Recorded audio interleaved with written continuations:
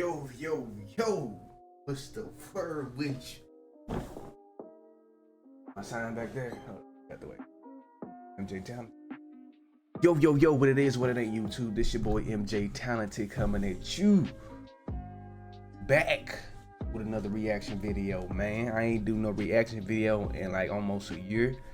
I need to really get back on my stuff right now, so trying to get this stuff started, man, as you can see, dog. And also my podcast that I was doing with my cousin, that's coming back. So I know we took a few months off because, you know, life be lifing. You already know how that is. So, but yeah, man, we finna react to Jimmy High Roller, We Done With The 90s. I've been hearing this trend a lot. I guess a lot of people from this millennium been looking for like bad videos of the 90s and talking about we done with the 90s and stuff and bad plays. I'm looking like, bro, basketball is basketball. It's evolution, bro. The game always gets better, get more athletic, get more talented, bro. Just let's watch basketball. That's all I'm saying. You hear me? But we finna react to Jimmy High Roller right quick. Let's get into it. My brothers, we are in the midst of a civil war. The age-old debate of past versus present has reached critical mass and sides have been taken. A revolution is taking place and we're losing good men. Old school versus new school. Back in the day versus modern day. A story as old as time itself. I tried to ignore this bloodbath, but just when I thought things couldn't get any worse, it all got so much worse. We done with the 90s. Film of NBA games from the 80s and 90s coming to light, showing that the good old days were in fact not that good. This whole time, the punishing defense of legend was actually just a bunch of plumbers camping out in the paint looking for someone to hack. Shots clanking off the backboard, players running around aimlessly, wreaking havoc.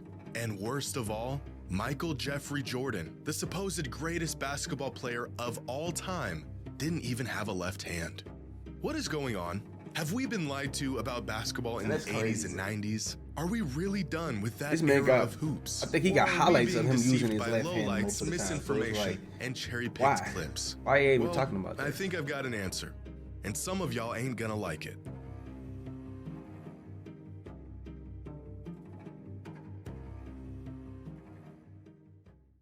Today's video is to promote you for tickets for Kidvan. We done with the 90s. 5 simple words that have completely divided fans of the NBA. I've seen well thought out video essays, hard-hitting analysis, testimonies from past and present players talking about their experience in the league and how it's changed over the years. And none of those things managed to do what these 5 simple words have done in just a week. Soon enough, the clips came rolling in of players from that era dribbling off their feet, throwing up air balls, and putting together moves that you might see at your local high school's JV game. Like, why? So, for whatever it's worth, here is my long-winded take on this whole discussion.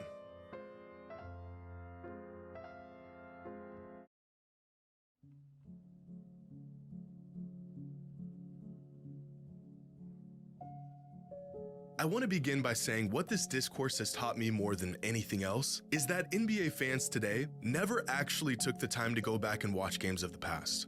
Brothers, I have been harping on this for years, begging for fans of the game, whether you are new or have been watching for years, to just go back and watch full games. Not highlights, not clips, full-length games of eras from the past. And after seeing this discussion devolve into where it is today, it is clear to me that most people never take the time. I'm seeing countless fans have this sort of awakening as they're watching films of these old games as if the footage was buried or lost and it's finally being unearthed for the world to see. It's been right here on YouTube for the past 15 years. You mean to tell me the same fans who chime in with a full-blown thesis on the GOAT debate never spared the time to even watch the games they were referring to? I guess that does explain a lot. Now, I'd like to think I'm somewhere in the middle on this whole discussion. I have said on multiple occasions that players in today's NBA are simply more skilled than players of the past, which has resulted in bigger stat lines and higher point totals than ever before. It's not the defense that has gotten worse, it's the offense that has gotten better. You know, that whole spiel.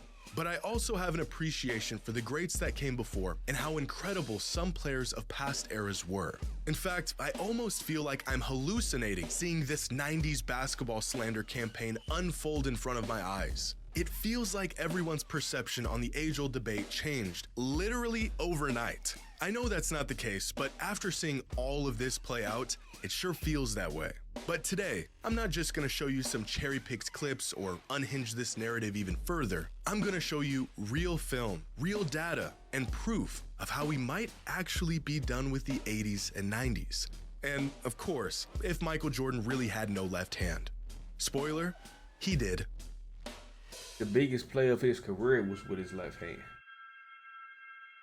That's the crazy part. Now, I have been an advocate for the modern players are better than players of the past movement for quite some time now. In fact, as crazy as it is for younger fans to say Michael Jordan was trash, it's just as absurd for older fans to say the game hasn't evolved and gotten better over the last 30 years. Because that's all this debate really is. Young fans versus old fans, or fans that watched this versus fans that are watching this. But objectively, players today are much better than they were in the 80s and even the 90s. Specifically, the lower end of the talent pool in the NBA today is vastly better than it was in the past. I think great players would be great in any era, but with the spacing, the shot making, the emphasis on offense as opposed to defense has made the depth across the NBA today just way ahead of where it was in the 80s and the 90s. There was, without exaggeration, guys in the NBA throughout the 80s and 90s that were on NBA rosters just to accumulate fouls and sit in the paint and be big. Some of these players were offensively inept,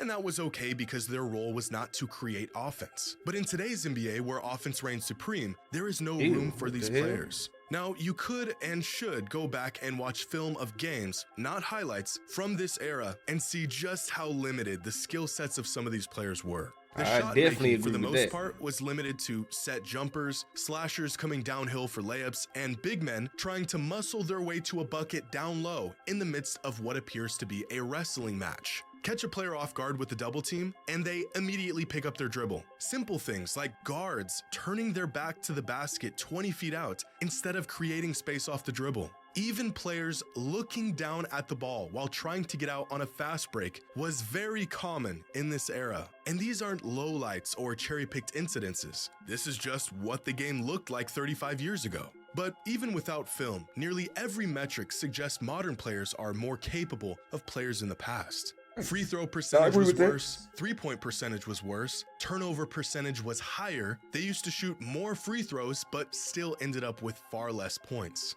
Now, this is not to say that this era of hoops was trash. That's just disingenuous and flat out wrong. These were the best players in the world at the time. It was just simply not as good as what it is today. But maybe there's another layer to this that needs to be factored in to really understand why these players were not as skilled as the players of today.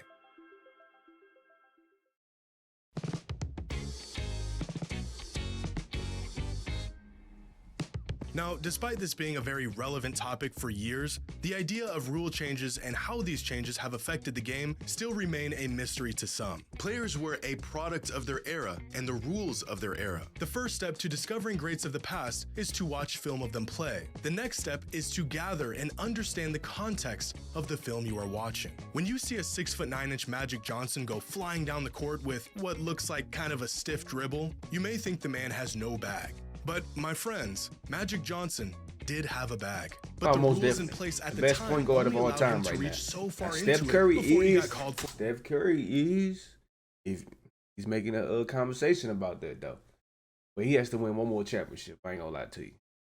But talent wise, he's better than Magic Johnson, most definitely. I don't know if I'm gonna get hate for that from the old school people, but yeah. For every violation in the rule book. Consider the fact that any move where your hand wasn't completely on top of the basketball was considered a carry. No 0 steps, no gather steps. You get 2 steps and anything more was called a travel. No backward shuffles to create separation. No lunging into players to draw equal fouls. Travel, Here's a clip of Danny Ainge hitting Kevin McHale with a hezzy in the mid-80s. And the man thinks he just witnessed witchcraft. But when practice sessions were completed, some of the most competitive competition began. Double dribble! Double dribble! He did too! Here's some more clips of players getting called for travels and carries doing moves that are very typical and allowed in 2024. 90% of the moves you see today, the very method most players generate their offense, would be called for some sort of violation 40 or 30 or even 20 years ago. And this isn't just some cop-out or excuse as to why these players of the past weren't doing this stuff. The rule changes are real, documented pieces of NBA history. You can literally look them they up. be trying The for game all got the looser, time. They don't players call that grew shit up and nowadays. shaped their game around these looser rules, and now they have free reign to let their basketball bag run wild. But that's kind of the point. Players of the past didn't grow up practicing 25-footers. They didn't work on a dozen moves to create separation. They played in offensive systems that focused on the team, the collective, schemes and sets that resembled something closer to college basketball, where Oh, yeah, I ISO just possessions were woke up few like and an far hour in ago, between, so they never developed an arsenal to counter these situations. The rules of the time limited their game, which resulted in them having a more limited skill set than players today.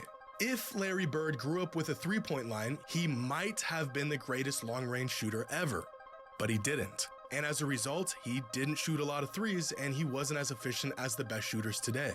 We can sit here and assume these players of the past might be as capable as players today if they were playing under the same rules and conditions, but they didn't. And I don't think we should assume that. The fact is, they played in a different time and they became a product of that time. But that's not to say the game was trash back then, or that the superstars of these eras couldn't compete in today's league.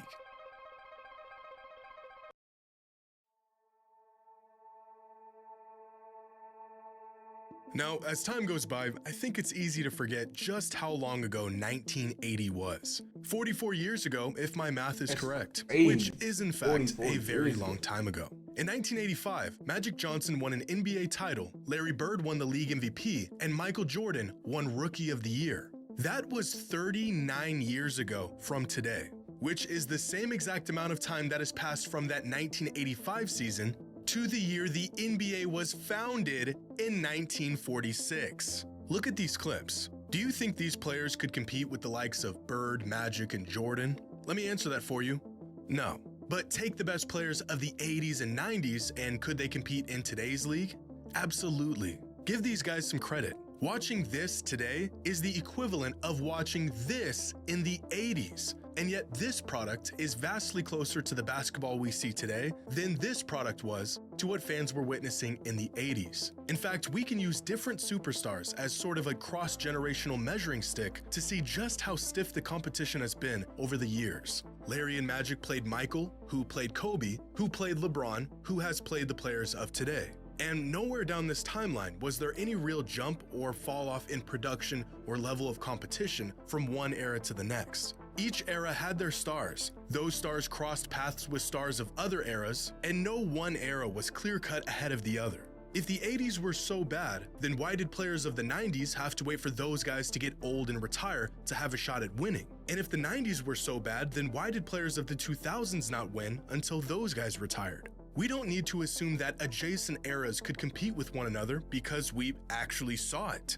MJ struggled with some of the guys that came before him, Shaq struggled against Hakeem and Kobe struggled against MJ, LeBron struggled against guys like Duncan and Dirk, and players of today have struggled to get past some of the older players in the league who are a product of the previous era. Now, what we shouldn't do is jump 3 or 4 eras at a time, ignoring entire decades of evolution and saying the game back then was better or even as good as it is today.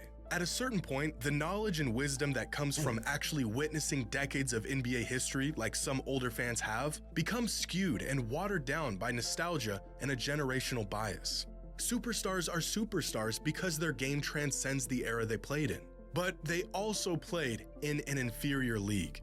These two ideas are not mutually exclusive, and although generational talents of the past would do just fine today, this same logic does not apply to the vast majority of the league throughout the 80s and 90s.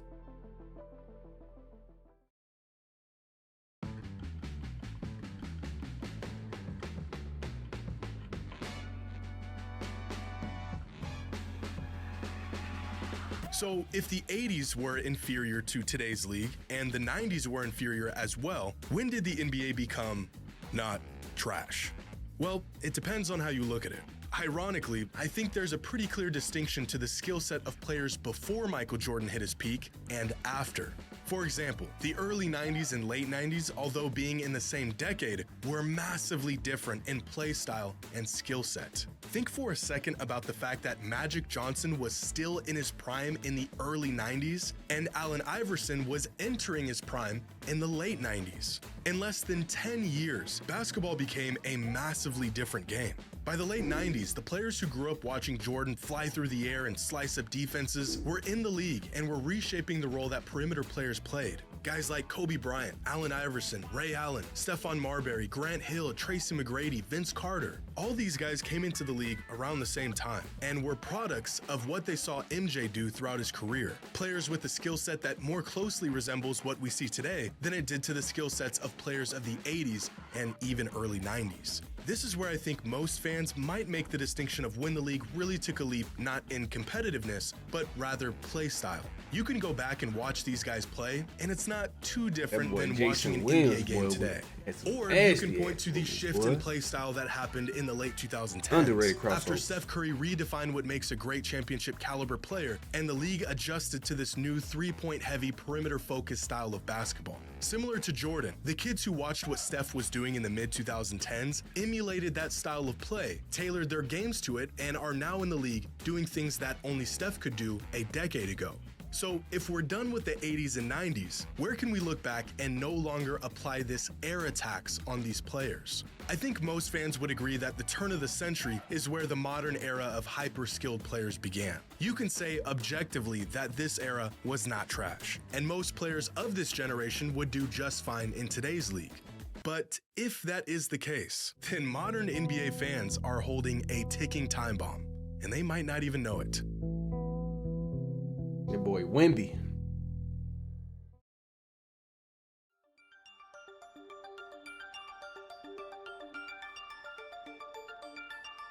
When we are older and a new generation of NBA fans claim our favorite players, the guys we grew up watching, are not as good as the players of the future, what will you have to say? Right now, there is no one in the world who can shoot like Steph Curry. But inevitably, there will be. And eventually, there will be many players who can shoot like him. His records will fall, his percentages won't look as good through the lens of 2040, and although his legacy will be cemented, his actual game will be put into question. And based on the arguments I'm hearing today on why past players were trash, we will have nothing to say that will change their minds. We know that Curry was the first to do what he's doing. He is a pioneer of the modern NBA. We have context to back up our claims. But if we aren't willing to hear older fans out today, what makes us think younger fans will hear us out in the future? Mark my words. There will be a day when young fans will go back, watch film of LeBron, and say he couldn't compete with players of the future. In fact, it's already happening. Fans saying he has no bag. Younger players putting up bigger numbers than he ever did. Skill sets a bit deeper with games that look more polished. It's all fun and games now to crack jokes about past eras. But our day will come too, and it ain't gonna be pretty. But Giannis could only run and dunk. Your era was trash. Y'all had a dude who couldn't get 2 feet off the ground running the whole league. You can scramble to pull up clips and show the numbers, but their minds will already be made up. This is why I think it is so important to have genuine, thought-out discourse about the game if you're truly a fan of it. But to all of the older fans out there, you kinda started this whole thing. For years, we heard y'all badmouth modern players, saying the league is soft, players today couldn't compete back then. Back in my day, real men played the game. Y'all cannot be mad that some fans are done with the 80s and 90s when y'all never even gave modern basketball a chance. This is Sure, true. a lot of fans never Do took hear the that a time lot to from go old back and school watch people. the greats of the past. But let's be honest for a second. Older fans don't watch games today. They catch a stray clip on Facebook of LeBron flopping, and like an echo chamber of disgruntled old men, they just start firing away in the comments, agreeing with one another. Y'all asked for this. I've been watching the NBA since the mid-2000s. Kobe, D-Wade, McGrady, Iverson, Shaq, Nash, those were my guys. But I can acknowledge those greats and say they were incredible, while also acknowledging that that version of the NBA as a whole was not as refined or as good as it is today. Now, will I be able to make that distinction in 20 years when some snot-nosed brat tells me my glorious king was trash? I'm not so sure.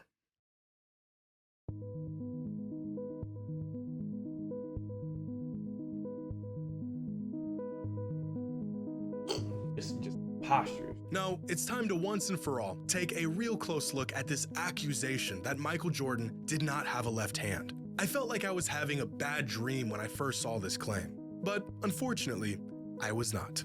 I feel like no one actually believes this. This is just some high-level trolling. But in an effort to stop this nonsense from spreading any further, I have no choice but to take these accusations seriously. So I selected 8 random games ranging from Michael Jordan's rookie season all the way up to the mid-90s, and play by play gathered all of his possessions throughout these games, charted when he went to his right, when he went to his left, and what those possessions resulted in.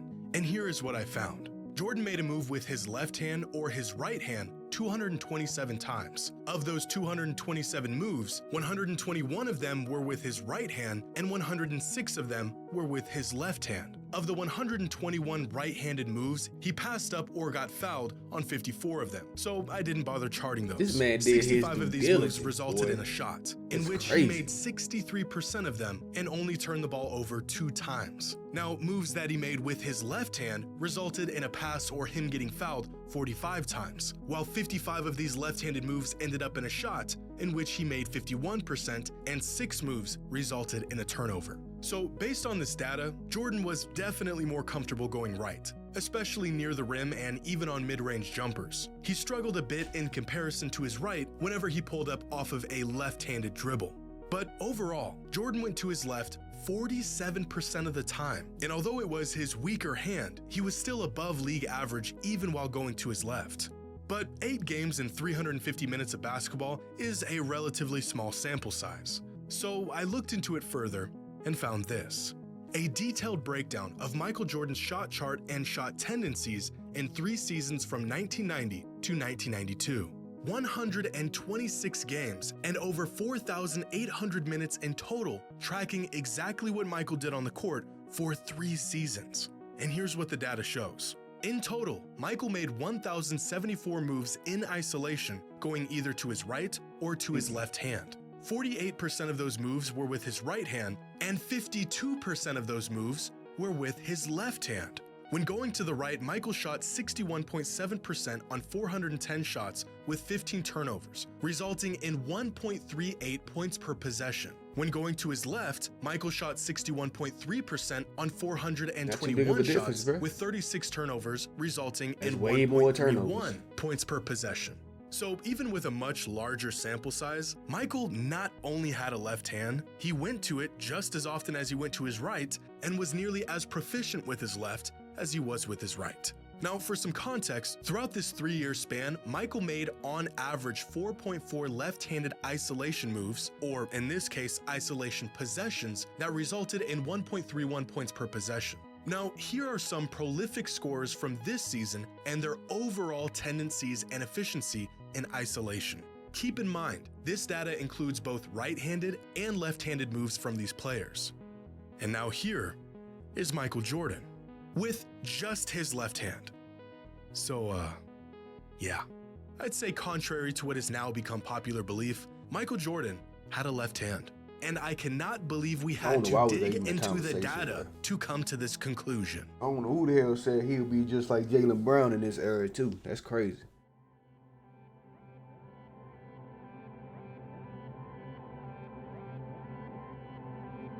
I think the overall idea that the 80s and 90s were a far less skilled time in the NBA compared to today is probably fair. I mean, you'd be crazy to think the game hasn't evolved in 4 decades. But to say the league was trash back then is just wrong. I think more than anything, it's the style of play and the way basketball games would unfold back then that really throws some fans off when they go to watch film of these old games. It's like looking at a box score from the mid-2000s and thinking everyone sucked because the games finished with final scores in the 80s. But the players weren't bad, it was just a different game back then. It was slower, more methodical, more team and scheme-based than it is today. And similarly, I think you could say the 80s and 90s had its fair share of bad basketball. But that doesn't mean all the players were bad, especially the superstars of those eras. That was just the state of the game they were playing in. I think some older fans have a skewed perception of how good the game was back then, but I also think they just genuinely liked that style of ball regardless of the evolution of the league. In 20 years, there could be a dozen players around the league that shoot like Steph Curry, But I doubt we will hold the same appreciation and affinity for those players as we did to the guy who pioneered this style of play and did it during the good old days. In the 90s, no one looked back at how the league was in the 60s claiming it was better. And so realistically, we shouldn't be looking back at the 80s and 90s claiming the league was superior than it is today, or even just as good for that matter. A lot of these ideas that favor modern basketball are becoming more mainstream as fans dive deeper into these topics and add context to narratives that have been floating around for decades. But I think this push to be done with the 80s and 90s is a bit overkill. We want to add context and nuance and knowledge to these discussions, not remove entire decades from it altogether. Sadly, I don't think any of this has or will change anyone's mind. This revolt against old school ball was either confirmation of what you already thought, or this entire discussion is just blasphemy to you. Are we done with the 80s and 90s? Maybe, but for the sake of the game and the greats that paved the way, I sure hope not.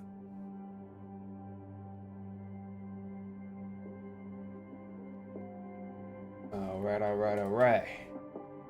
What y'all think about that video, man? I'm not done with the 90s. I think the 60s, you got Wilt Chamberlain and Bill Russell paved the way for people like Kareem Abdul-Jabbar. Kareem paved the way for people like Shaq and Hakeem them. And it's like, man, just trickles on down. Michael Jordan, Kobe Bryant. Don't make me forget about the 80s with Magic Johnson and Larry Bird. Then you got LeBron now, trickling down to Wemby and Anthony Edwards. Young players like that, Luka, Jokic. Like, come on. Just appreciate basketball, man. That's all I'm asking. Just appreciate basketball, no matter what era it is. Okay, y'all, this is the end of the video, man. Hope y'all like, comment, and subscribe. Sorry about kind of like still being tired. I just woke up an hour ago, man. Still a little bit sleepy, but it's all good, though. I will pick up my energy as I do more reactions as well. So be on the lookout for our podcast coming back for episode, I believe, 7. Be on the lookout for that, man. I appreciate y'all for watching this video, man. Make sure y'all like, comment, and subscribe. Comment down below. What do you want me to react to next?